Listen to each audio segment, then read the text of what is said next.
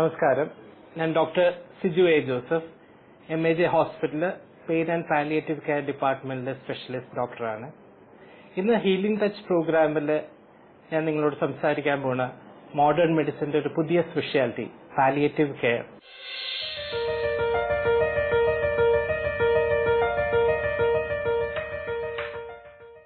നമ്മൾ പലപ്പോഴായിട്ട് കേട്ടിട്ടുണ്ടാവും, മാധ്യമങ്ങളിൽ കൂടെയും അതുപോലെ നമ്മുടെ അടുത്ത ആൾക്കാരിൽ കൂടെയും പാലിയേറ്റീവ് കെയർ എന്താണെന്ന് നമ്മൾ കേട്ടിട്ടുണ്ടാവും. പക്ഷെ ഇതിന്റെ ഒരു ഇൻഡെപ്ത് നോളജ് നമുക്ക് പലർക്കും ഉണ്ടാവില്ല. അപ്പൊ ഈ പ്രോഗ്രാം കൊണ്ട് ഉദ്ദേശിക്കുന്നത് അതാണ്, എന്താ പാലിയേറ്റീവ് കെയർ, എന്തുകൊണ്ടാണ് പാലിയേറ്റീവ് കെയർ ഇപ്പോൾ ഒരു ഡിഫറെന്റ് സ്പെഷ്യാലിറ്റി, ഇൻഡിപെൻഡന്റ് സ്പെഷ്യാലിറ്റി ആയിട്ട് വന്നേക്കുന്നത്, പാലിയേറ്റീവ് കെയറിൽ നമ്മൾ എന്തൊക്കെയാണ് ചെയ്യണത്, ഇതൊക്കെ ആണ് നമ്മൾ ഈ ഒരു പ്രോഗ്രാമിൽ നമ്മൾ ഡിസ്കസ് ചെയ്യണത്. ഏകദേശം 50 വർഷം മുമ്പ് ആവറേജ് ലൈഫ് സ്പാൻ 50-55 ഇയേഴ്സ് ആയിരുന്നെങ്കിൽ ഈ സമയത്ത് നമ്മുടെ ലൈഫ് സ്പാൻ എന്ന് വെച്ചാൽ ഏകദേശം 60-65 വന്നിട്ടുണ്ട്. പക്ഷെ നമ്മൾ ലൈഫ് സ്പാൻ കൂട്ടിയ ആ സമയത്ത് ലൈഫിന്റെ ക്വാളിറ്റി, ആൾക്കാരുടെ ഹെൽത്തിന്റെ ക്വാളിറ്റി നമുക്ക് പ്രൊപ്പോർഷനേറ്റ് ആയിട്ട് ഇൻക്രീസ് ചെയ്യാൻ പറ്റിയിട്ടില്ല. വയസ്സ് കൂടുന്തോറും ബോഡിയിൽ ഡീജനറേറ്റീവ് ഡിസോർഡേഴ്സും അതിൻ്റെ ആയിട്ടുള്ള പ്രോബ്ലംസും കൂടി വന്നു തുടങ്ങി. അത് മെഡിസിനിൽ ഒരു വലിയൊരു ചാലഞ്ചായി മാറി. അത് മാത്രമല്ല, നമ്മുടെ ലൈഫ് സ്റ്റൈൽ, ഫുഡ് ഹാബിറ്റ്സ് ഇതെല്ലാം മാറിയ കാരണം കൊണ്ട്, വേറെ കുറെ റീസൺസും കൊണ്ട് ക്യാൻസർ ഇപ്പൊ വലിയൊരു എപ്പിഡമിക് പ്രൊപ്പോർഷനിൽ നമ്മുടെ സൊസൈറ്റിയിൽ വളർന്നിരിക്കുന്നു. ക്യാൻസർ എന്നുള്ള ഒരു രോഗം എന്ന് പറഞ്ഞാൽ അതിന്റെ ഒരു പ്രത്യേകത എന്ന് വെച്ചാൽ ഏർലി സ്റ്റേജിലാണെങ്കിൽ നമുക്ക് ചികിത്സിച്ച് നോർമൽ ആക്കാൻ പറ്റും. എന്നാൽ ലേറ്റ് സ്റ്റേജിലോട്ട് പോകുമ്പോഴത്തേക്ക് ഫുൾ ക്യൂർ ഈ ഡിസീസിന് മിക്കപ്പോഴും ഉണ്ടാകാറില്ല. ഈ രണ്ട് സിറ്റുവേഷൻ കാരണം കൊണ്ടാണ് ക്യൂറേറ്റീവ് മെഡിസിൻ എന്നുള്ളൊരു പ്രിൻസിപ്പിൾ നിന്ന് മാറി നമ്മൾ പാലിയേറ്റീവ് കെയർ നല്ലൊരു ഫിനോമിനലിലോട്ട് പോവുക. പാലിയേറ്റീവ് കെയറിൽ നമ്മൾ മെയിൻ ആയിട്ട് ഉദ്ദേശിക്കണമെന്ന് വെച്ചാൽ ഡിസീസ് കംപ്ലീറ്റ്ലി ക്യൂർ ചെയ്ത് ട്രീറ്റ് ചെയ്യാനല്ല. പല പല സിറ്റുവേഷൻസിൽ അത് അസാധ്യമായി വരും. എന്നാൽ ഈ സിറ്റുവേഷനിൽ നമുക്ക് മോഡേൺ മെഡിസിനിന് പേഷ്യന്റിനെ നമുക്ക് അബാൻഡൻ ചെയ്യാൻ പറ്റൂല. ഈ കോൺസെപ്റ്റ് വെച്ചുകൊണ്ടാണ് പാലിയേറ്റീവ് കെയറിൽ നമ്മൾ പേഷ്യന്റ് സിംറ്റംസ് കൺട്രോൾ ചെയ്തുകൊണ്ട് patient quality of life improve ചെയ്ത് ഒരു പീസ്ഫുൾ എൻഡിലോട്ട് പേഷ്യന്റിനെ കൊണ്ടുപോവുക. ഇതാണ് ബേസിക് പാലിയേറ്റീവ് കെയറിന്റെ ഗോൾ. പാലിയേറ്റീവ് കെയറിൽ നമുക്കൊരു വൈഡ് സ്പെക്ട്രം ഓഫ് പേഷ്യന്റിനെയാണ് നമുക്ക് കിട്ടുന്നത്. ഇനി നമുക്ക് നോക്കാം ഏതൊക്കെ പേഷ്യൻസിനാണ് പാലിയേറ്റീവ് കെയർ ആവശ്യമുള്ളത്. ഞാൻ നേരത്തെ പറഞ്ഞു, ക്യാൻസറിലാണ് മെയിൻ ആയിട്ട് പാലിയേറ്റീവ് കെയറിന്റെ റോള് വരാറുള്ളത്. ലേറ്റ് സ്റ്റേജിൽ ഡയഗ്നോസ് ചെയ്യുന്ന ക്യാൻസേഴ്സ് എന്നുവെച്ചാൽ നമ്മൾ സ്റ്റേജ് 3 അല്ലെങ്കിൽ സ്റ്റേജ് 4 എന്ന് പറയുമ്പോൾ മൾട്ടിപ്പിൾ സൈറ്റ്സിൽ സ്പ്രെഡ് ചെയ്ത ക്യാൻസറിന് ഫുൾ ആയിട്ട് ട്രീറ്റ് ചെയ്ത് മാറ്റാൻ പറ്റാത്ത സിറ്റുവേഷൻസ് വരും. രണ്ടാമത്, ഇപ്പോഴും കുറെ അസുഖങ്ങൾക്ക് ഫലപ്രദമായ ചികിത്സ ഇപ്പോഴും മോഡേൺ മെഡിസിൻ കണ്ടുപിടിച്ചിട്ടില്ല. ചില ന്യൂറോളജിക്കൽ ഡിസോർഡേഴ്സ് ഉണ്ട്, അത് മോട്ടോർ ന്യൂറോൺ ഡിസീസ്, അൽഷീമേഴ്സ്, അങ്ങനത്തെ പോലത്തെ ഡിമെൻഷ്യസ്. മൂന്നാമതെന്ന് വെച്ചാൽ പോസ്റ്റ് ഡിസീസ് സ്റ്റേറ്റ്സ് എന്ന് വെച്ചാൽ ഒരു പേഷ്യന്റ് ഒരു സ്ട്രോക്ക് വന്നു കഴിഞ്ഞാൽ ആ സ്ട്രോക്കിന്റെ റെസൊല്യൂഷൻ ഫേസ്.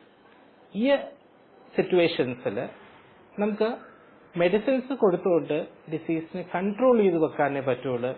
ഡിസീസിനെ കംപ്ലീറ്റ് ആയിട്ട് പേഷ്യന്റിന് ഇറാഡിക്കേറ്റ് ചെയ്യാൻ പറ്റൂല. അപ്പൊ ഈ സിറ്റുവേഷനിൽ പാലിയേറ്റീവ് കെയറിൽ നമ്മൾ ശ്രദ്ധിക്കുന്ന കാര്യം എന്ന് വെച്ചാൽ ഒരു plan ഉണ്ടാക്കിയെടുക്കും. The plan of care. How will you care for a patient who is terminally ill with a chronic disorder? Palliative കെയറിൽ ഒരു ടീമായിട്ട് വേണം എപ്പോഴും അപ്രോച്ച് ചെയ്യാൻ. ഈ ടീമിലത്തെ സെന്റർ പേഷ്യന്റ്. ഈ ടീമിലത്തെ ഏറ്റവും ഇമ്പോർട്ടന്റ് ഒരു മെമ്പർ എന്ന് പറഞ്ഞാൽ ദ പ്രൈമറി കെയർ ഗിവർ. അത് പേഷ്യന്റ് റിലേറ്റീവ്സ് ആകാം, അല്ലെങ്കിൽ തൊട്ടടുത്ത ആൾക്കാരാകാം. അങ്ങനത്തെ ഒരാളുണ്ടാവും എപ്പോഴും ഒരാളിനെ കെയർ ചെയ്യാൻ വേണ്ടിയിട്ട്. ആ ഒരാളിനെ നമ്മൾ പ്രൈമറി കെയർ ഗിവർ എന്ന് പറഞ്ഞൊരു ടേം നമുക്ക് കൊടുക്കാൻ പറ്റുന്നത്. ഞാൻ നേരത്തെ പറഞ്ഞ ഇതൊരു മൾട്ടി ഡിസിപ്ലിനറി ട്രീറ്റ്മെന്റ് മൊഡാലിറ്റിയാണ്. ഇതിൽ ബേസിക് ഫിസിഷ്യൻ അല്ലെങ്കിൽ പേഷ്യന്റ് സർജൻ വരും, രണ്ടാമത് ഇതിൽ പെയിൻ സ്പെഷ്യലിസ്റ്റ് വരും, മൂന്നാമത് ഫിസിയോതെറാപ്പിസ്റ്റ് വരും, നാലാമത് സൈക്കോളജിസ്റ്റ് വരും. അങ്ങനെ പല പല സ്പെഷ്യലിസ്റ്റുമാർ ഒരുമിച്ച് ഒരു പേഷ്യന്റിന് സിംറ്റംസിന്റെ കെയർ കൊടുക്കുന്നതാണ് ഈ പാലിയേറ്റീവ് കെയർ. ഞാൻ നേരത്തെ പറഞ്ഞ പോലെ പ്രൈമറി കെയർ ഗിവർ ആണ് പേഷ്യന്റ് സിംറ്റംസ് ഏറ്റവും വേഗം അറിയണതും അതിന് പ്രൈമറി ആയിട്ട് സൊളേസ് കൊടുക്കാൻ പറ്റുന്നത് ഈ പ്രൈമറി കെയർ ഗിവറിന്. സോ ട്രീറ്റ്മെന്റ് പ്ലാൻ ഉണ്ടാക്കുമ്പോഴത്തേക്ക് ആദ്യം നമ്മൾ ഉണ്ടാക്കുന്നത് ഇത് ആരായിരിക്കും ഈ പേഷ്യന്റിനെ കെയർ ചെയ്യാൻ പോവുക. ആ കെയർ ചെയ്യുന്ന പേഴ്സണിന് ആഡിക്വേറ്റ് കൗൺസിലിംഗും ട്രെയിനിങ് കൊടുക്കണം. എങ്ങനെയാണ് ഈ പേഷ്യന്റിന് പല പല സിംറ്റംസ് ഐഡന്റിഫൈ ചെയ്യാനും ഈ സിംറ്റംസിന് എങ്ങനെ നമുക്ക് ട്രീറ്റ്മെന്റ് കൊടുത്ത് ഈ സിംറ്റംസ് കൺട്രോളിൽ വെക്കാൻ പറ്റും. അതിനുള്ള ഏറ്റവും ഇമ്പോർട്ടന്റ് ആയിട്ടുള്ള കാര്യം എന്ന് വെച്ചാൽ മിക്കപ്പോഴും ഒരു ടെർമിനൽ ഇൽനെസ് വരുമ്പോഴത്തേക്ക് പേഷ്യന്റ് സെയിം മനസ്സിന്റെ നില ഈ പ്രൈമറി കെയർ ഗിവറിനും വരും. പ്രൈമറി കെയർ ഗിവറിന്റെ ഏറ്റവും വേണ്ടപ്പെട്ട ആളായിരിക്കും ഈ അസുഖം വന്ന് ടെർമിനൽ സ്റ്റേജിലോട്ട് പോയേക്കണം. അപ്പൊ കെയർ ഗിവറിന്റെ ആറ്റിറ്റ്യൂഡ് തന്നെ ആദ്യം മാറണം. ഒരു നെഗറ്റീവ് ആറ്റിറ്റ്യൂഡിന്, that is the imminent death വരും എന്നുള്ള ഒരു ആറ്റിറ്റ്യൂഡിന് മാറ്റി okay there would be an imminent death, but till that death ഞാൻ കെയർ ചെയ്യുന്ന ആൾക്ക് ഏറ്റവും സഫറിങ് കുറഞ്ഞ് ഏറ്റവും പീസ്ഫുൾ ഏറ്റവും കംഫർട്ടബിൾ ആയിട്ടുള്ള ലൈഫ് എനിക്ക് കൊടുക്കാൻ പറ്റും. ഈ ഒരു വിശ്വാസം ഈ പ്രൈമറി കെയർ ഗിവറിൽ ആദ്യം വരണം. അപ്പൊ ഇത് ചെയ്യാൻ വേണ്ടിയിട്ട് ഞങ്ങൾ എപ്പോഴും ഈ കെയർ ഗിവറിന് നല്ല കൗൺസിലിങ്ങും അവർക്ക് എല്ലാ ഹെൽപ്പും നമ്മൾ ചെയ്തു കൊടുക്കാറുണ്ട്. പ്രൈമറി കെയർ ഗിവർ മാത്രമല്ല, എപ്പോഴും വേറെ 2-3 ആൾക്കാരും കെയർ ഗിവേഴ്സ് ആയിട്ട് നമ്മൾ സെലക്ട് ചെയ്ത് വെക്കണം. എപ്പോഴും പറ്റിപ്പോകുന്ന ഒരു കാര്യം ഇതാണ്, പ്രൈമറി കെയർ ഗിവർ മാത്രം ഇൻവോൾവ്ഡ് ആയി കഴിഞ്ഞാൽ ആ വ്യക്തിക്ക് എന്തെങ്കിലും സംഭവിച്ചു കഴിഞ്ഞാൽ കംപ്ലീറ്റ് ട്രീറ്റ്മെന്റ് പ്ലാൻ പിന്നെ ശരിയാവില്ല. അപ്പൊ അതുകൊണ്ട് സെക്കൻഡറി കെയർ ഗിവേഴ്സിനെയും നമ്മൾ ഈ പ്ലാനിൽ ഉൾപ്പെടുത്തി അവരിനെയും ട്രെയിൻ ചെയ്ത് വെക്കും. 3 പാർട്ടായിട്ടാണ് പാലിയേറ്റീവ് കെയർ തെറാപ്പി നമ്മൾ കൊടുക്കാറുള്ളത്. ഫസ്റ്റ് ആൻഡ് ഇമ്പോർട്ടന്റ് എന്ന് പറഞ്ഞാൽ സിംറ്റം ഐഡന്റിഫിക്കേഷൻ ആൻഡ് ട്രീറ്റ്മെന്റ്. രണ്ടാമത്തെ psychological, emotional and moral therapy. മൂന്നാമത്തെ എൻഡ് ഓഫ് ലൈഫ് പ്ലാനിങ് അല്ലെങ്കിൽ എൻഡ് ഓഫ് ലൈഫ് കെയർ.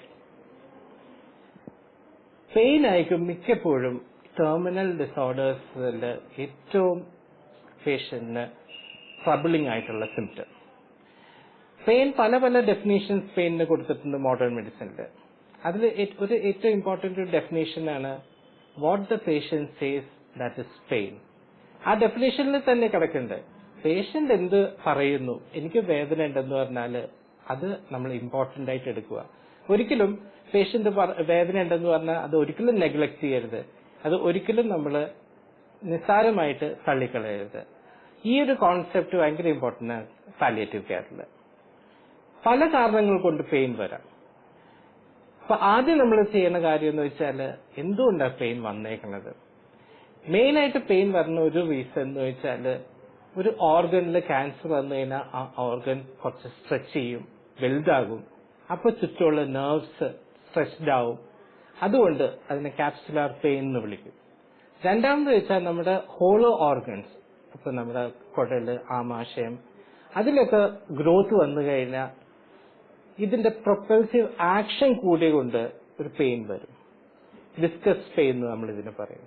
മൂന്നാമത്തത് നെർവ്സിലോട്ട് ഡയറക്റ്റ് ക്യാൻസർ ബാധിക്കുക, അല്ലെങ്കിൽ ക്യാൻസറിന് ഉണ്ടാകുന്ന കെമിക്കൽസ്, ന്യൂറോ ട്രാൻസ്മിറ്റേഴ്സ് നെർവ്സിൽ വന്ന് എഫക്ട് ചെയ്തിട്ട് ഉണ്ടാകുന്ന പെയിന് ന്യൂറോപ്പത്തിക് പെയിൻ എന്ന് പറയും. ഇത് മൂന്നിന്റെ മാനേജ്മെന്റിൽ വ്യത്യാസം വരുന്നുണ്ട്. സോ പെയിൻ സ്പെഷ്യലിസ്റ്റ് എപ്പോഴും പെയിൻ എവിടുന്നാണ് ഒറിജിനേറ്റ് ചെയ്യണ എന്ന് കണ്ടുപിടിച്ചു കഴിഞ്ഞാൽ അതിൻ്റെ ആയിട്ടുള്ള ട്രീറ്റ്മെന്റ് പ്ലാൻ ഫോർമുലേറ്റ് ചെയ്യും. മെയിൻ ആയിട്ട് നമ്മൾ യൂസ് ചെയ്യണത് ഡ്രഗ്സ് ആണ്. ഡ്രഗ്സ് നമുക്ക് ഓറൽ ഡ്രഗ്സ് ഉണ്ട്, ഇപ്പോൾ പുതിയതായിട്ട് കുറേ ന്യൂവർ ഡ്രഗ്സ് പെയിൻ കൺട്രോൾ ചെയ്യാൻ വേണ്ടി വന്നിട്ടുണ്ട്. അതിന്റെ സൈഡ് എഫക്ട്സും വളരെ കുറവാണ് പണ്ടത്തെക്കാളും. അപ്പോൾ കെയർ ഗിവറിന്റെ റോൾ എന്ന് വെച്ചാൽ എപ്പോഴൊക്കെ പെയിൻ ഉണ്ട് അത് ഐഡന്റിഫൈ ചെയ്തിട്ട് ഈ ഡ്രഗ് കറക്റ്റ് ഡോസിൽ കറക്റ്റ് പീരിയഡ് കറക്റ്റ് ടൈമിൽ കറക്റ്റായിട്ട് കൊടുക്കുക എന്ന് അത് ഭയങ്കര ഇമ്പോർട്ടൻ്റ് ആണ്. ഒരു പെയിൻ വൺസ് അപ്പിയർ ചെയ്ത് വൺസ് അതിന്റെ സിവിയറിറ്റി എത്തിക്കഴിഞ്ഞാൽ അത് കൺട്രോൾ ചെയ്യാൻ കുറേം കൂടി കൂടുതൽ ഡോസും കുറേം കൂടി കൂടുതൽ ടൈപ്പ് ഓഫ് ഡ്രഗ്സ് യൂസ് ചെയ്യേണ്ടി വരും. അന്ന് ആ പെയിൻ സ്റ്റാർട്ട് ചെയ്യുന്ന സമയത്ത് തന്നെ നമ്മൾ ട്രീറ്റ് ചെയ്യാൻ തുടങ്ങിക്കഴിഞ്ഞാൽ ഈ പെയിനെ വളരെ ഈസി ആയിട്ട് കൺട്രോൾ ചെയ്യാൻ പറ്റും. അപ്പൊ ഒരു പ്രോബ്ലം വരുന്നത് നമ്മൾ പേഷ്യന്റ് ഇടയ്ക്ക് വെച്ച് പെയിൻ കുറയുമ്പോൾ അല്ലെങ്കിൽ പെയിൻ ഫ്രീ ആകുമ്പോഴത്തേക്ക് ദേഴ്സ് എ ടെൻഡൻസി നമ്മൾ പതുക്കെ ഈ പെയിന്റെ ഡ്രഗ്സ് നമ്മൾ തന്നെ അങ്ങ് സ്റ്റോപ്പ് ചെയ്ത് കളയും. അപ്പൊ അത് സ്റ്റോപ്പ് ചെയ്യരുത്. ബിക്കോസ് ഈ ഡ്രഗ്സ് കണ്ടിന്യൂസ് ആയിട്ട് പോയാൽ മാത്രമേ നമുക്ക് പെയിനെ ഫുള്ളായിട്ട് കൺട്രോൾ ചെയ്ത് നിർത്താൻ പറ്റുള്ളൂ. പലപ്പോഴും the patient suffering from pain അവർ പെയിൻ നമ്മളോട് റിലീവ് ചെയ്യണമെന്നില്ല. പെയിൻ എപ്പോഴും ഒരു ഡിപ്രഷനും ഉണ്ടാക്കും. ഈ ഡിപ്രഷൻ കാരണം കൊണ്ട് മിക്കപ്പോഴും പേഷ്യന്റ് പറയാറില്ല അവർക്ക് പെയിൻ ഉണ്ട്, അവർ സഫറിങ് ആണെന്ന് പറയാറില്ല. സോ അത് നമ്മൾ കെയർ ഗിവർ ഐഡന്റിഫൈ ചെയ്യണം that he or she has pain and അത് കമ്മ്യൂണിക്കേറ്റ് ചെയ്ത് അതിൻ്റെ ആയിട്ടുള്ള എഫക്റ്റീവ് ട്രീറ്റ്മെന്റിലോട്ട് പോകണം.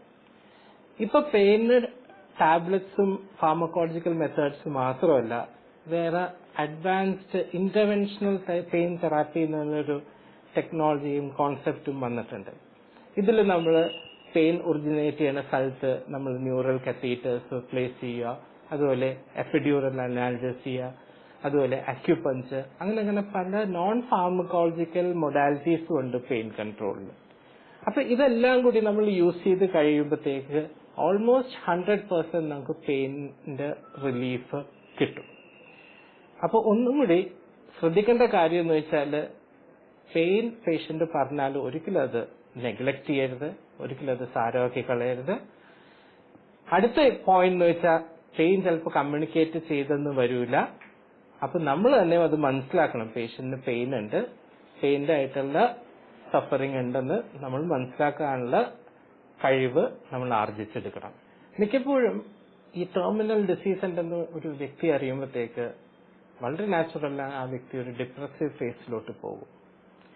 സോ ഈ ഡിപ്രഷൻ നമ്മൾ പല രീതിയിലാണ് നമ്മളത് അപ്രോച്ച് ചെയ്ത് ഇത് മാറ്റാൻ നോക്കുന്നത്. മെയിനായിട്ട് നമ്മൾ ഈ പേഷ്യന്റിന് കൗൺസിലിംഗ്, ഒരു സൈക്കോളജിസ്റ്റിന്റെ ഹെൽപ്പ് എടുത്തുകൊണ്ട് കൗൺസിലിംഗ് സ്റ്റാർട്ട് ചെയ്ത്, അപ്പൊ എപ്പോഴും ഈ സിറ്റുവേഷനിലുള്ള ക്വസ്റ്റ്യൻ ആയിരിക്കും എന്തുകൊണ്ട് എനിക്ക് ഈ ഒരു ടെർമിനൽ അസുഖം വന്ന്, അതിനുള്ളൊരു എഫക്റ്റീവ് റിപ്ലൈ നമ്മൾ കൊടുത്തു കഴിഞ്ഞാൽ ഈ ഡിപ്രസീവ് ഫേസിന് പേഷ്യന്റിന് നമുക്ക് തിരിച്ചു കൊണ്ടുവരാൻ പറ്റും. ഈ ഒരു സിറ്റുവേഷനിൽ എപ്പോഴും പേഷ്യന്റിനോട് നമ്മൾ ട്രൂത്ത്ഫുൾ ആകണമെന്നാണ്. നമ്മൾ അവരുടെ അസുഖം ഒരിക്കലും ഒളിപ്പിച്ചു വെക്കരുത്, അവരതറിയണം. ഈ ഡിസീസിന് എങ്ങനെ പ്രോഗ്രസ് അതും അവരായിട്ട് ഡിസ്കസ് ചെയ്യണം. ഈ ഒരു അറിവ് പേഷ്യന്റിന് കിട്ടിക്കഴിഞ്ഞാൽ പേഷ്യന്റിന് തന്നെ നെക്സ്റ്റ് പീരിയഡ് ഓഫ് ലൈഫ് അവർക്ക് തന്നെ പ്ലാൻ ചെയ്യാൻ പറ്റും. ആ പ്ലാനിങ്ങിൽ നമ്മൾ അവർക്ക് ഹെൽപ്പ് ചെയ്തു കൊടുക്കാൻ പറ്റും. സോ പേഷ്യന്റ് സ്വന്തമായിട്ട് ആക്സെപ്റ്റ് ചെയ്യുക that I'm going to die within so and so period. ആ ഒരു ആക്സെപ്റ്റൻസ് പേഷ്യന്റിന് വന്നു കഴിഞ്ഞാൽ തന്നെ നമുക്ക് കുറെ ഹെൽപ്പ് പേഷ്യന്റിന് കൊടുത്തുകൊണ്ട് ഒരു positive better quality life till the എൻഡിലോട്ട് നമുക്ക് പേഷ്യന്റിനെ കൊണ്ടുവരാൻ പറ്റും. സിംറ്റം മാനേജ്മെന്റ് കഴിഞ്ഞു കഴിഞ്ഞാൽ അടുത്ത നമ്മൾ കെയർ കൊടുക്കേണ്ടത് patient functions, normal body functions എങ്ങനെ മെയിൻറ്റെയിൻ ചെയ്തുകൊണ്ട് പോകണം. ന്യൂട്രീഷന്റെ കാര്യത്തിലായാലും പേഷ്യന്റ് നോർമൽ രീതിയിൽ ആഹാരം എത്ര നാൾ കഴിക്കാൻ പറ്റും അത് മെയിൻറ്റെയിൻ ചെയ്ത് പോകണം. നമുക്ക് ഓർഡിനറി ആയിട്ട് ആഹാരം വായിക്കൂടി ചവച്ച് ഇറക്കി, അതായത് നമ്മുടെ നോർമൽ പാറ്റേൺ, ഈ പാറ്റേൺ എത്ര നാൾ നമുക്ക് തുടരാൻ പറ്റുന്നു അത്ര നല്ലത്. പക്ഷെ ചില സിറ്റുവേഷൻസ് വരും ഇത് ചെയ്യാൻ പറ്റാത്ത, ആ സിറ്റുവേഷൻസിലാണ് നമ്മൾ ട്യൂബിൽ കൂടി ഫുഡ് കൊടുക്കണം. നമ്മൾ റൈസ് ട്യൂബ്, നേസോഗാസ്ട്രിക് ട്യൂബ്സ് ഉണ്ട്, അത് ഇൻസേർട്ട് ചെയ്ത് അതിൽ കൂടി നമ്മൾ ഫുഡ് കൊടുക്കുന്നു. അപ്പൊ till the point comes where you can't give food through mouth, അതുവരെ നമ്മൾ maximum normal process of food intake maintain ചെയ്യാൻ നോക്കണം. അതുപോലെ തന്നെ പേഷ്യന്റിന് ഡെയിലി എക്സസൈസ് ചെയ്യാൻ പറ്റുമെങ്കിൽ, എക്സസൈസ് എന്ന് വെച്ചാൽ നോർമൽ ഒരാൾ ചെയ്യണ പോലെയല്ല. ഇപ്പൊ ഒരു ബെഡ് റിഡൻ പേഷ്യന്റ് ആണെങ്കിൽ നമുക്ക് തന്നെ പാസീവായിട്ട് പേഷ്യന്റ് എല്ലാ ജോയിന്റ്സും മൂവ് ചെയ്ത്, നമ്മുടെ ഹാൻഡും ഫുട്ടും എല്ലാം പാസീവായിട്ട് മൂവ് ചെയ്ത്, ഇതുപോലെ തന്നെ പേഷ്യന്റ് പൊസിഷൻസ് ഷിഫ്റ്റ് ചെയ്ത് പേഷ്യന്റ് ഇടയ്ക്ക് ഡീപ് ബ്രെത്ത്സ് എടുക്കാമെന്ന്, അങ്ങനെ ബ്രീതിങ് എക്സസൈസസ്, ഇങ്ങനെ പല എക്സസൈസും കൂടി ഇതെല്ലാം കൂടി വരുമ്പോഴത്തേക്ക് നമുക്ക് കുറെയൊക്കെ function of the patient, function of the organs കുറെയൊക്കെ മെയിൻറ്റെയിൻ ചെയ്ത് പോകാൻ പറ്റും.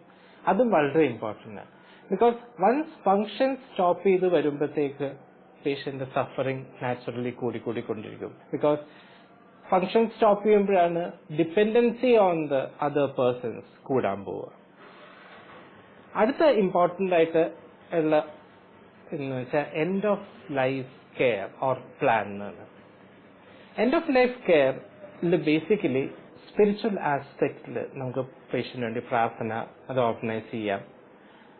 പ്രീസ്റ്റുകളുടെ വീട്ടിൽ കൊണ്ടുവന്നവർക്ക് വിസിറ്റും അതുപോലെ അങ്ങനത്തെ കാര്യങ്ങൾ ചെയ്യുമ്പോഴത്തേക്ക് അവർക്കൊരു ഭയങ്കരമായിട്ടുള്ള സ്പിരിച്വൽ അല്ലെങ്കിൽ മോറൽ അപ്ലിഫ്റ്റ്മെന്റ് കിട്ടും.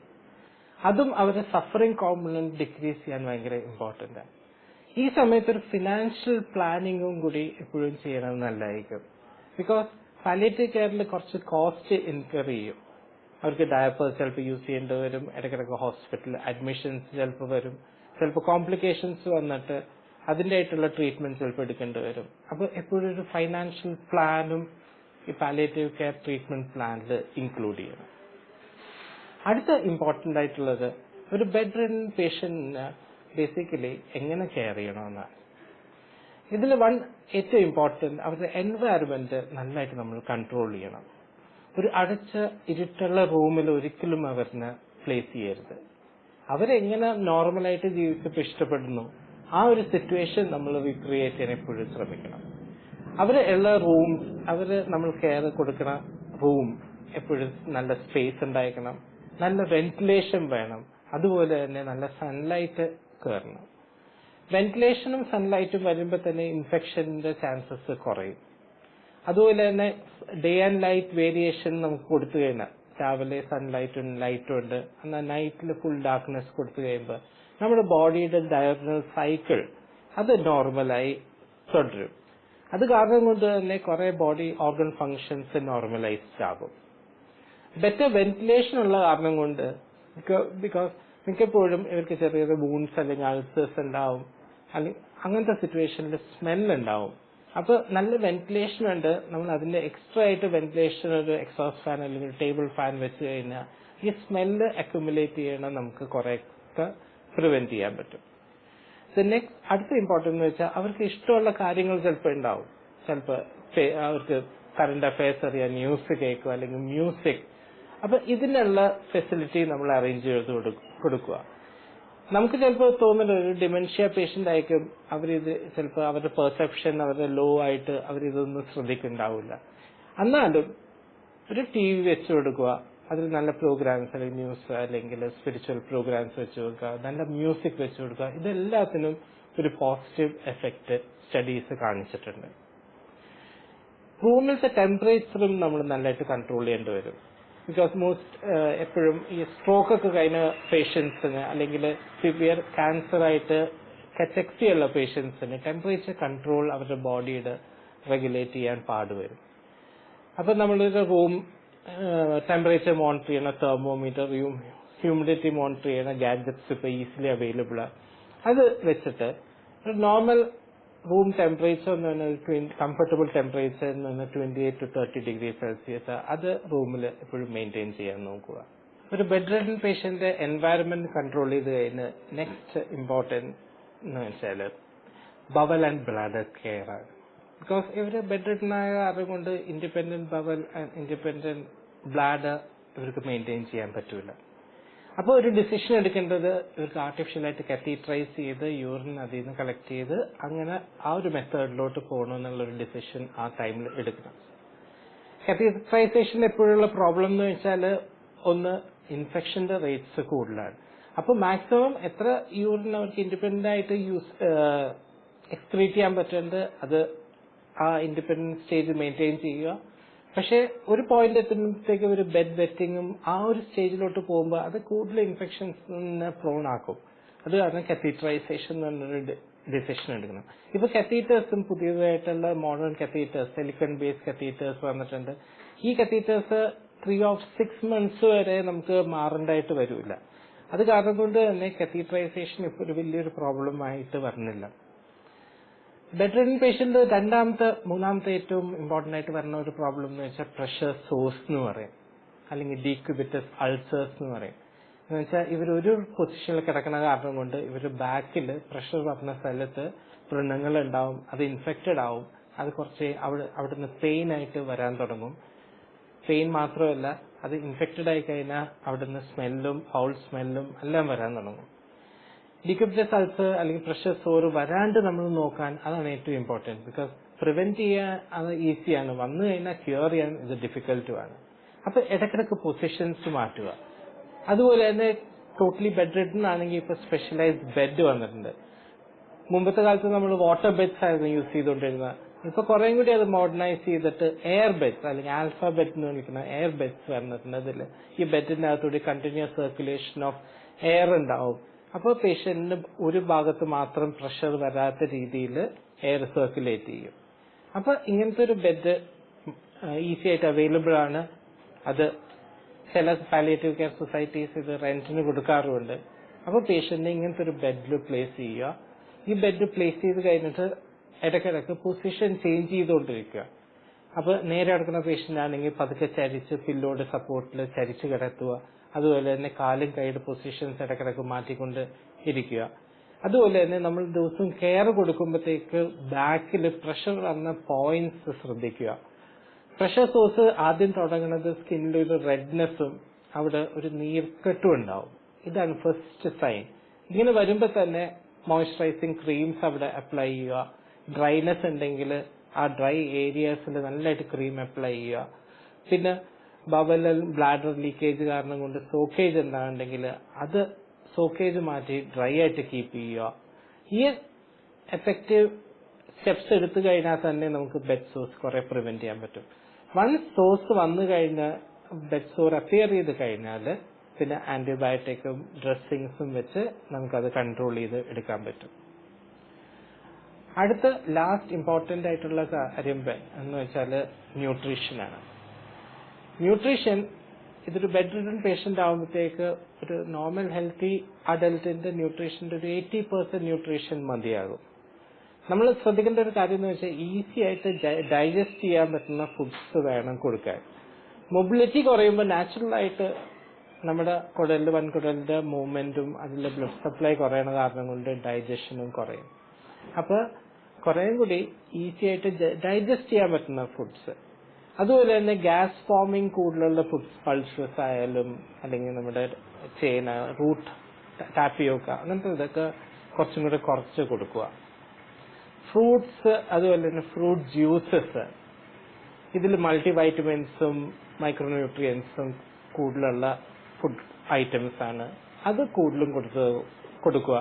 സോ ദാറ്റ് അത് ഡൈജഷന് ഹെൽപ്പും ചെയ്യും.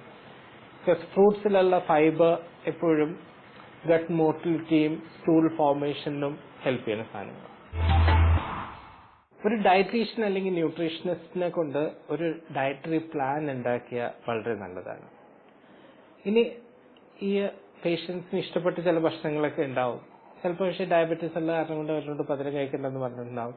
പക്ഷെ ഒരു ടെർമിനലി എൻഡ് ഓഫ് ലൈഫിലോട്ട് പോകുന്ന പേഷ്യൻസിന് അവർക്ക് ഈ ഒരു ലിബർട്ടി കൊടുക്കാം. ഇങ്ങനത്തെ ഭക്ഷണങ്ങൾ നമുക്ക് കൊടുക്കാനും അതുവഴി അവർക്കൊരു മനസ്സിനൊരു ആശ്വാസം അല്ലെങ്കിൽ മനസ്സിനൊരു സന്തോഷം കിട്ടണമെങ്കിൽ അത് കൊടുത്തുകൊണ്ട് പ്രോബ്ലംസ് ഒന്നുമില്ല. ബെഡ് റിഡൻ പേഷ്യന്റിന് നമ്മൾ എപ്പോഴും സൈക്കോളജിക്കലായിട്ട് അവരെ മോട്ടിവേറ്റ് ചെയ്തുകൊണ്ടിരിക്കണം. അവരോട് നോർമലായിട്ട് ഇന്ററാക്ട് ചെയ്യണം. അവരുടെ ഫ്രണ്ട്സ് അല്ലെങ്കിൽ ആരെങ്കിലും വന്നു കഴിഞ്ഞാൽ നോർമലായിട്ട് അവരോട് പെരുമാറണം. അത് ഭയങ്കര ഇമ്പോർട്ടന്റ്. ബിക്കോസ് നമ്മൾ സ്വന്തം കെയർ ഗിവർ സ്വന്തം ഡിസ്ട്രസ്ഡ് ആയിരിക്കും, ഡിപ്രസ്ഡ് ആയിരിക്കും. നമ്മുടെ ബോഡി ലാംഗ്വേജ് വെച്ച് ഇത് ഈ കെയറിൽ പ്രതിഫലിക്കും. അപ്പൊ ഒരു പോസിറ്റീവ് ആറ്റിറ്റ്യൂഡ് എപ്പോഴും കെയർ ഗിവറും അതുപോലെ തന്നെ ബാക്കിയുള്ള ആൾക്കാരും മെയിൻറ്റെയിൻ ചെയ്യാൻ നോക്കണം. പാലിയേറ്റീവ് കെയർ പല രീതിയിൽ നമുക്ക് കൊടുക്കാൻ പറ്റും. ഹോസ്പിറ്റൽ ബേസ്ഡ് കൊടുക്കാൻ പറ്റും. ഇനി പാലിയേറ്റീവ് കെയർ സ്പെഷ്യലൈസ്ഡ് ക്ലിനിക്സും സൊസൈറ്റീസും ഉണ്ട്, അവിടെ ഇൻഹൗസ് കെയർ കൊടുക്കാൻ പറ്റും. അല്ലെങ്കിൽ നമ്മുടെ സ്വന്തം വീട്ടിൽ, പേഷ്യന്റെ സ്വന്തം വീട്ടിലും കെയർ കൊടുക്കാൻ പറ്റും. ഈ ഒരു ഡിസിഷൻ നമ്മൾ എടുക്കണം, എവിടെ വെച്ചാണ് ഈ കെയർ കൊടുക്കേണ്ടതെന്ന്. എപ്പോഴും പേഷ്യന്റ് സ്വന്തമായ വീട്ടില്, സ്വന്തമായ സിറ്റുവേഷനിൽ കെയർ കൊടുക്കുന്നതായിരിക്കും ഏറ്റവും ബെസ്റ്റ്. ഹോസ്പിറ്റലിലോട്ട് വന്നു കഴിഞ്ഞാലുള്ള പ്രോബ്ലം എന്ന് വെച്ചാൽ ഹോസ്പിറ്റലിൽ വേറെ ഇൻഫെക്ഷൻസ് ഉണ്ടാവും, അത് കയറി പിന്നെ കോസ്റ്റ് ഓഫ് ട്രീറ്റ്മെന്റും ആ സമയത്ത് കൂടും. പക്ഷെ ചില സിറ്റുവേഷൻസിൽ കോംപ്ലിക്കേഷൻസ് വന്ന്, ബെഡ് സോർ വന്ന് ഹൈലി ഇൻഫെക്റ്റഡ് ആയി, അല്ലെങ്കിൽ ഒരു ന്യൂമോണിയ വന്ന്, അതിൽ നമുക്ക് ഹോസ്പിറ്റൽ അഡ്മിഷൻ നമുക്ക് അവോയ്ഡ് ചെയ്യാൻ പറ്റൂല.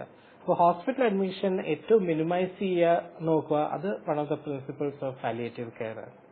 എന്നാൽ ചില സിറ്റുവേഷനിൽ വീട്ടിൽ ആഡിക്വേറ്റ് കെയർ കൊടുക്കാൻ പറ്റാത്ത സിറ്റുവേഷൻസ് ഉണ്ടാവും, ആൾക്കാരുണ്ടാവില്ല, മാൻ പവർ ഉണ്ടാവില്ല. അങ്ങനത്തെ സിറ്റുവേഷനിൽ പാലിയേറ്റീവ് കെയർ സൊസൈറ്റീസ് ഉണ്ട്. നമ്മുടെ ഓൺലൈൻ തന്നെ വർക്ക് ചെയ്യുന്ന കുറെ സൊസൈറ്റീസ് ഉണ്ട്. അവർ കെയർ ഗിവേഴ്സ്, വോളണ്ടിയേഴ്സ് ഉണ്ട്, ട്രെയിൻ വോളണ്ടിയേഴ്സ്. അവർ നമ്മുടെ വീട്ടിൽ വന്ന് നമ്മളെ കംപ്ലീറ്റ് കെയർ ചെയ്യാൻ നമ്മൾ ഹെൽപ്പ് ചെയ്തു തരും. ഇതിനെ നമ്മൾ ഹോസ്പിസ് എന്ന് വിളിക്കുന്നത്. തേർഡ് സിറ്റുവേഷൻ എന്ന് വെച്ചാൽ ഈ സെയിം കെയർ ഈ സൊസൈറ്റീസ് ചില സ്ഥലത്ത് പ്രൊവൈഡ് ചെയ്യുന്നുണ്ട്, ഇൻ ഹൗസ് കെയർ പ്രൊവൈഡ് ചെയ്യുന്നുണ്ട്. ഈ സെന്റേഴ്സിൽ നമുക്ക് പേഷ്യന്റിനെ കൊണ്ട് അവിടെ വെച്ച് അവര് കെയർ കൊടുക്കാറുണ്ട്. അപ്പൊ ഇത് ഒരു ഇമ്പോർട്ടന്റ് ഡിസിഷനാണ്, where will you care your patient. So palliative കെയറിൽ ഒരു ടീം എഫേർട്ടാണ്. ഈ ടീമിൽ ഏറ്റവും ഇമ്പോർട്ടന്റ് വ്യക്തി എന്ന് വെച്ചാൽ ഞാൻ നേരത്തെ പറഞ്ഞ പോലെ പ്രൈമറി കെയർ ഗിവറാണ്. പാലിയേറ്റീവ് കെയർ പേഷ്യൻസിന് നമ്മുടെ സിമ്പത്തി അല്ല വേണ്ടത്, അവർക്ക് നമ്മുടെ എംപത്തി ആൻഡ് നമ്മുടെ ലവിങ് കെയർ ആണ് വേണ്ടത്. അതുവഴി അവരുടെ rest of the life can be made highly comfortable and they may go in for a peaceful demise.